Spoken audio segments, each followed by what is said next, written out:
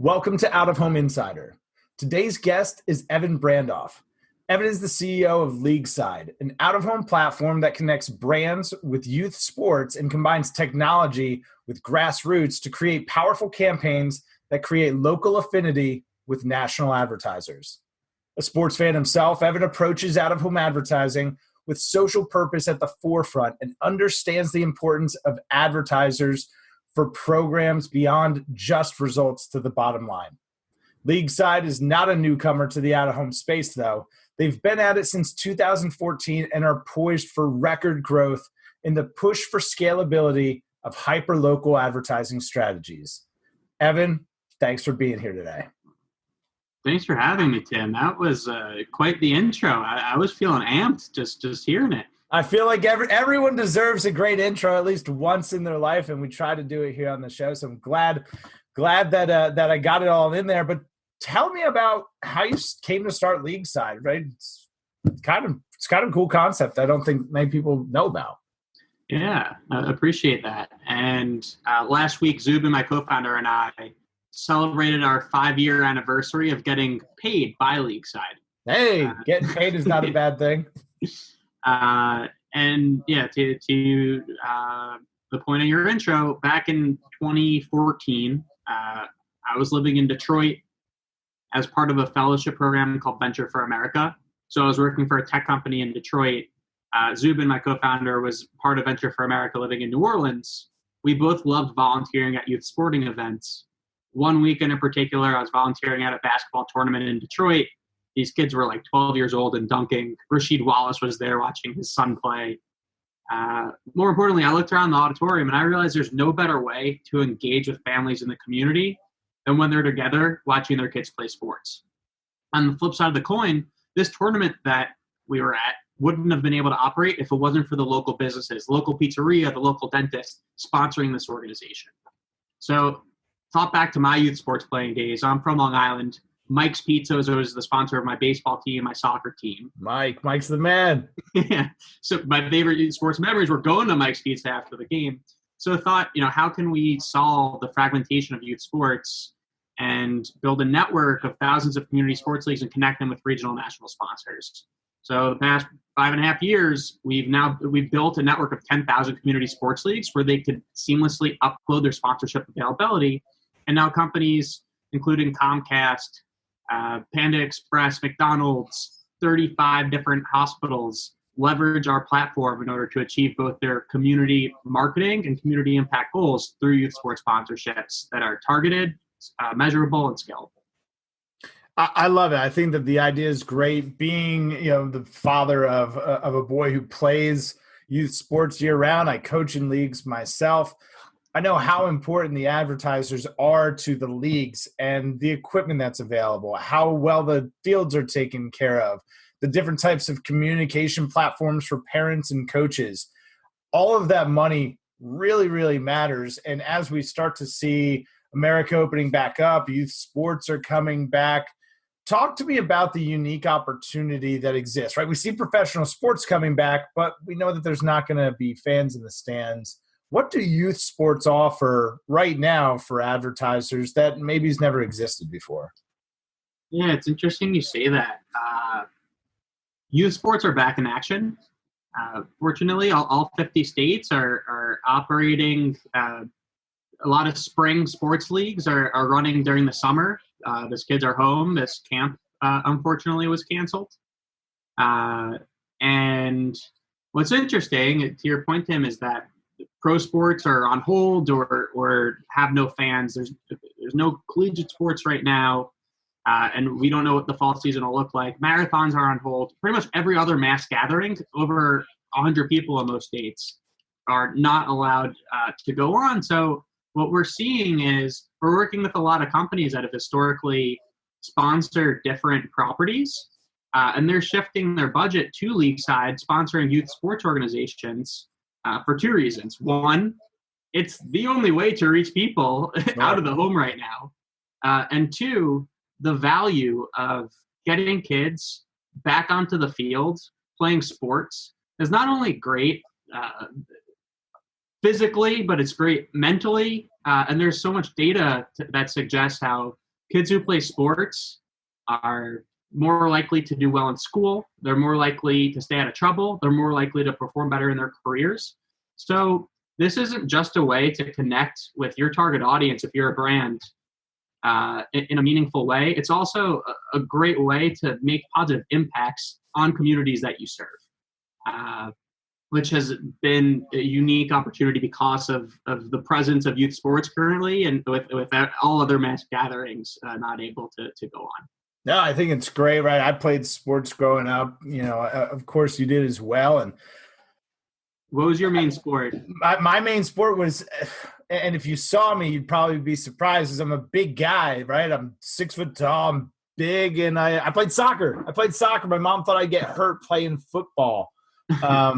She just didn't realize that I was bigger than the rest of the kids. But yeah, I was a goalie in soccer. How about you? Oh, nice. The sports that I maintained through high school, I was a 2-sport varsity athlete, tennis and bowling. Cool. But when I was younger, I played every sport. Baseball was probably my best sport. But my best friend was also a lefty and a pitcher, and he was a little bit better than me, so he got the starting. Hey, I got the same exact story. My best friend was about the same size. He was a little bit taller than me, and he was a goalie too, and he was a little bit better than me, so he always played school. He was, varsity. I played club soccer because I knew I was never going to start over the guy. So looks like we got some pretty talented friends. That's funny. But we're here now, so we're the real winners. Yeah, right. So we all ended up in out of home. All of us second string guys, we ended up in out of home. So I love the social impact, and it's something that a lot of brands are focusing on, right? But we still got to sell stuff. We still got to put dollars on the books. And what I love about LeagueSide and the way that you guys are able to position, it's kind of like putting the Oreos on the bottom shelf, right? We know that the kids are going to pick them up and say, "Mommy, Daddy, can I get the Oreos?" I'm guessing if Chick-fil-A is on the back of my jersey, I could imagine that my son's probably going to be asking me to take him to Chick-fil-A a little bit more frequently. Do you see real-world results coming from campaigns with LeagueSide? Yeah, and something that has been a main focus for LeagueSide is taking something, youth sports sponsorships, which historically has been thought of as goodwill for the community, and proving that it is goodwill for the community, but more importantly for your business, it's an effective marketing channel. So what we do, all of our campaigns, we're measuring the impact of the sponsorship by surveying parents all throughout the campaign to measure increases in awareness, consideration, likeliness to choose. There's often a call to action component of a campaign with some sort of coupon redemption. And additionally, we're able to do really good market research for companies because they're tapping into different community sports leagues. So we're able to ask different questions, doing market research about, for Panda Express, where are people more likely to get their orange chicken versus their bourbon chicken? And by understanding that data of the families they serve, they're able to advertise more effectively in other channels and ultimately drive more sales to Panda Express while simultaneously helping kids play sports and doing amazing things for the community. Wow, that's really valuable to be able to get that ground level real-time market research from people that are exposed to the brand on the community level, right? We talk about DMAs or CBSAs, but you're talking about actually getting into the fibers of a community. Did I understand that correctly? You're able to do that? Exactly. So where if you're a restaurant brand with a lot of different locations or doing a bunch of different car dealerships, we can make sure that we're matching you with leagues within just a couple miles of your stores, of your different locations, and tracking the results on a region by region basis to help you optimize all of your advertising and your store operations in those different regions. I can imagine that's having been on the buy side as well. That's really valuable feedback. So I think that's interesting that you're able to do that and help advertisers make better decisions with the rest of their marketing mix through, again, doing something that's effective and also provides a social good for the community. Talk to me more about, you've got some really, really insightful data points about the impact on communities that have youth sports. Talk to me about why youth sports are just so important in general. Yeah, and it's interesting that it's a hot topic right now. Fortunately, is how can big companies make positive impacts on underserved, predominantly African American communities? And there have been, I think it's a few $billions that's committed to underserved communities over the course of the next decade. But not all companies have a plan as to how they're going to allocate those funds. And we have so much data to suggest that kids that play sports more likely to stay out of trouble. They have, I think it's 75% more chance of going to college. A crazy stat, Tim. 95% of Fortune 500 CEOs are former athletes, youth sport athletes. Wow. So there's, and the kids that play sports are less likely to be obese, more likely to be socially inept. So there's so much data that suggests that kids that play sports, it's just good for you in so many different ways. And we could use sports as a mechanism to bridge communities together, and bring people from different socioeconomic backgrounds together as well, in order to make a community and societal impact in the country. I think that's pretty powerful. And if nothing else, it stresses the importance for having youth sports, but also underlying some of the fundamentals that allow youth sports to be sustainable, i.e. money. So what you do, I think it's really important. Hats off to you guys for doing that. As somebody who was the beneficiary of youth sports, and obviously now having my son participate, it really does matter. It does make a difference. And for anybody listening, if you participated in youth sports, whether you did or didn't, and if you just believe in the importance of them, I think it's important that you get familiar with LeagueSide, what Evan and his team are doing, because it's really important work. As we see a huge exodus from Facebook and Instagram advertising, again, you've talked about the brands that are looking to reapply dollars and make investments in communities. But you kind of have like the new Facebook ad, right? What was Facebook? It was this social gathering place where we got together to exchange pictures of our kids and our families and our meals and those sorts of things. It was really it's a community type platform that shows advertising. Youth sports are a lot the same. Do you see LeagueSide conquesting some of that advertising investment that was traditionally reserved for social platforms? Do you see some of that coming out into the real world? Yeah, and what we're seeing, a lot of the companies that are doing the Facebook ad boycott, it's typically brands that are more so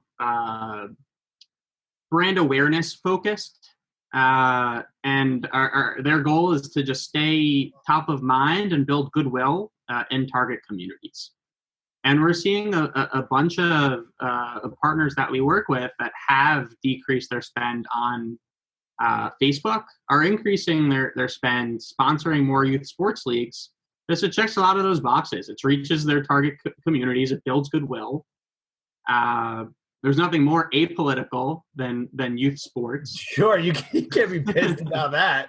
Yeah, and I'd be lying if I thought that sponsoring youth sports leagues is just spend all your marketing budget on sponsoring youth sports leagues and you're going to grow. That is not the case, and there is certainly value in all different parts of the marketing media mix.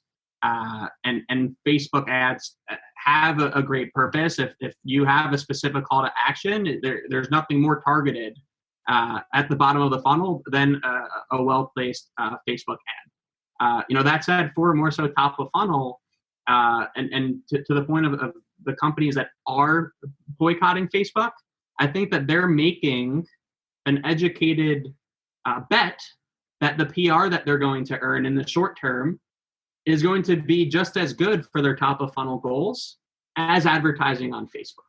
So to extrapolate or to accelerate that, sponsoring youth sports is We like to say that we make sponsoring youth sports leagues across the country just as simple to execute as setting up a Facebook ad campaign. I think that's the key, and that's been the focus of a lot of guests on this show is how do we make out-of-home advertising easy to spend money with? Right, that's the key with Google. That's the key with Facebook, Instagram, Waze. Waze is a platform that positions directly against out-of-home. They make it very, very easy to spend a lot of money. So knowing that you do that is great for the out-of-home community, and really a key takeaway for anybody listening to this show, whether you're a business development type, if you're a media executive, what can you remove from the process in terms of friction that allows advertisers to spend more money with you? Because I think that when we really step back, if you look at platforms that are kind of, small business facing, the Blips, the ad symbols of the world, where you can just go in and set up a campaign like 5 minutes, it's really easy. So don't complicate it if it doesn't have to be complicated. Now, Evan, I'm sure what a lot of people are imagining in their head right now in terms of sponsorships, youth sports leagues are, on the back of the jersey, on the trophy. Is that all you guys do, or are there more placements than that for advertisers in youth sports? So our campaigns, what we found to be most effective is a multi-channel approach with physical, digital, and an activation element. So physical being logos on jerseys or signage at the field, digital being dedicated emails coming straight from the commissioner or the coach, or social media ads on that league social media page. And then different activation opportunities, whether it's distributing samples, coupons, having on-sites at different league events, or we do online contests as well. So the combination of those three channels we found to yield the most effective results in a youth sports sponsorship. Makes sense, right? We've got this audience, so how can we stack things vertically, right? The offline component, the online component, and then a direct call to action. So it's really this immersive approach. So I like that. What are some of the physical things beyond jerseys? What are some of the physical, if it's signage at the field, what are some of the physical things that you guys have done with brands? The two main ones are logos on jerseys and signage, different signage opportunities at the field. And then we have fun things like snack bar takeovers, where could wrap the entire snack bar. We're working with one company right now, figuring out how we could provide soccer nets and basketball nets to different sports organizations, and that company's logo will be on the nets. That's pretty cool.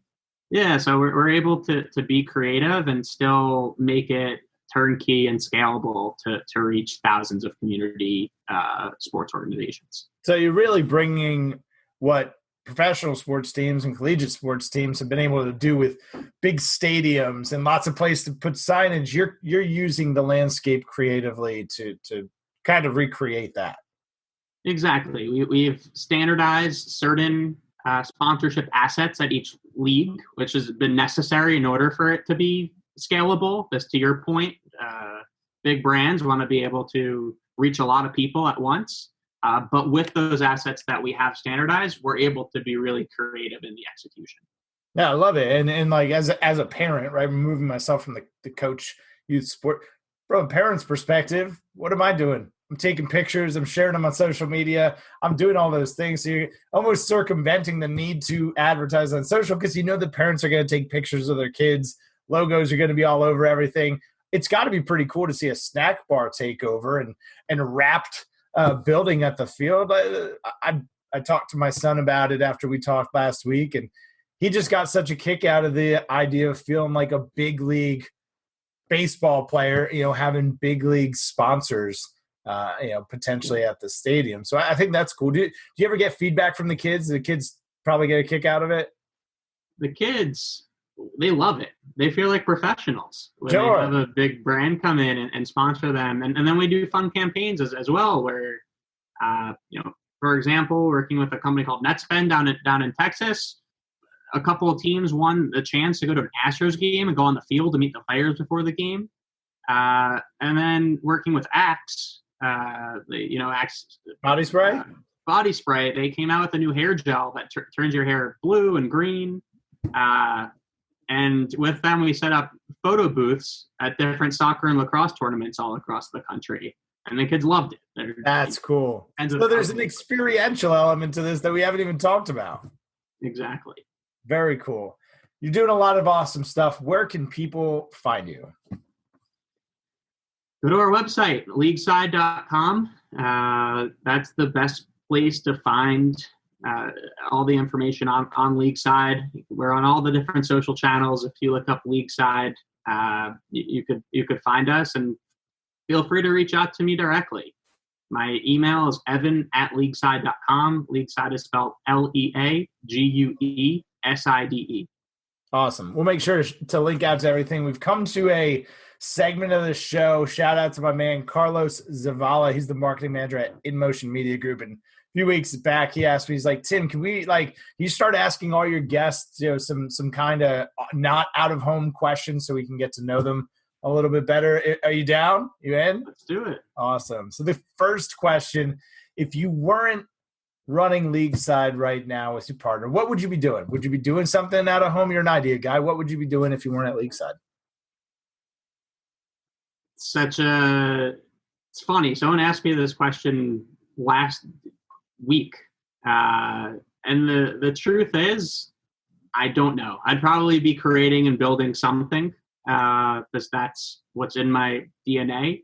But I'm kind of the person when faced with a fork in the road and making a decision, once I make that decision, like I figure that I'm going to make that path like as optimal as it possibly can be, and often don't think about what I would be doing instead. So cop-out answer, I know, but now it's probably cool, building man. a different company. Yeah. Cop-out or committed? I'm going with committed. I dig it. I like your approach.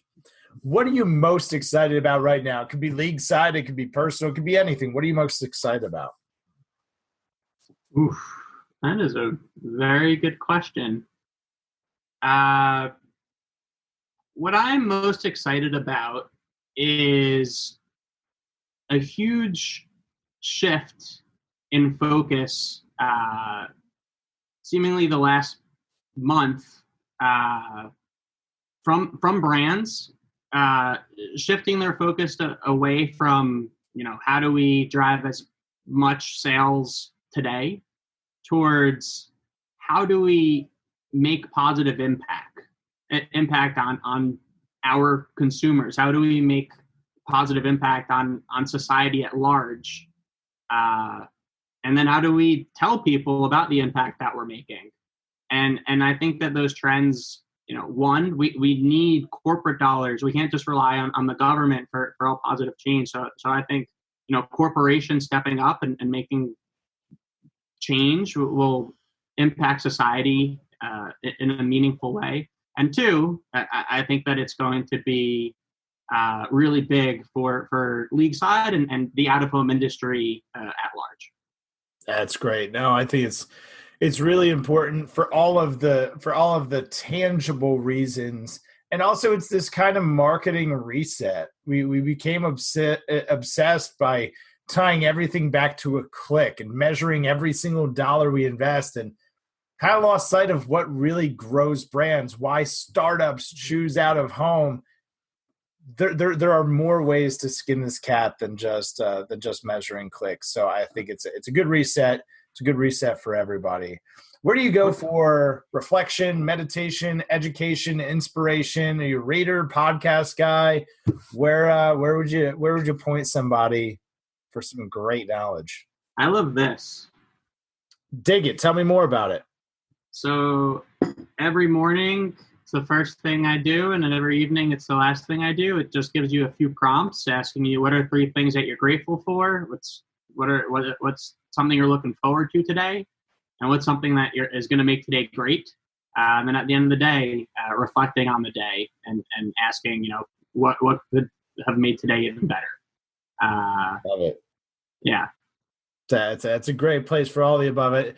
In the words of the legendary Zig Ziglar, right? It's your attitude, not your aptitude, that will ultimately determine your altitude.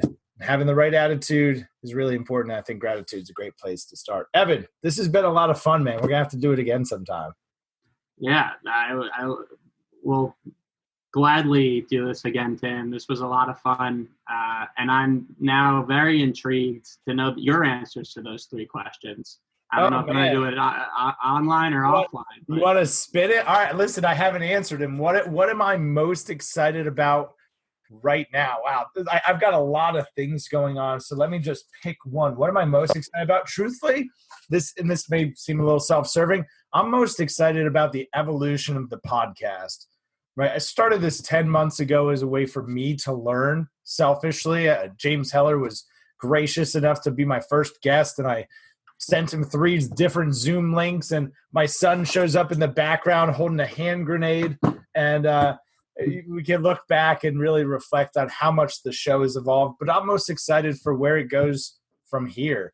I've made a commitment to myself that at episode 50, which we're getting close to, I'm going to write a book. I'm going to write a book about how anybody can pick their niche, start a podcast, and in a short period of time, really position themselves as an expert reference, if you will. So that's what I'm most excited about, is to continue to see the show evolve and start writing a book. Seems like it. I will definitely read that book. That's incredible. Thanks, man. I'm looking. And it's hilarious that I have a 5-minute journal and you have a hand grenade. And I have a hand grenade. I have a hand grenade and a sword, man, in case things get crazy. So that was what I was most excited about. What would I be doing if I wasn't doing this? Gosh, I'm doing all of those things. I do some marketing coaching for a team of real estate agents, and that's spun off into its own thing. I just launched another platform called connectedpro.io, and that's really part of a bigger mission for Out of Home, and that I'm going to, me personally, go after and conquest OTT spend, be able to bring people into my OTT ecosystem at a discounted rate, so then I can start to introduce out-of-home advertising ideas and connect them with all the great people that have been on this show. So those are a couple of things that I'm working on. And where do I go for inspiration, meditation, education? There's a few that I like. I like a guy named Greg Braden. He's kind of into some different stuff that might be a little fringe for some, but Greg Braden's great. Dr. Joe Dispenza's awesome. I love Jim Quick. I love anything that lends itself to human optimization. So those are some of the places that I go to. Thanks for asking. Yeah. Cool, man. Well, hey, guys, if you found this helpful, I encourage you to share it. Please click the share button. Don't forget, click the subscribe there over in the corner. And as always, if you want to get swagged up, visit oohswag.com. Make sure to use promo code INSIDER for 10% off your first order. We've added lots of new stickers and hats and all sorts of stuff going on over there. So pick up something for the house, the office, or your body. We'll talk to you guys next time.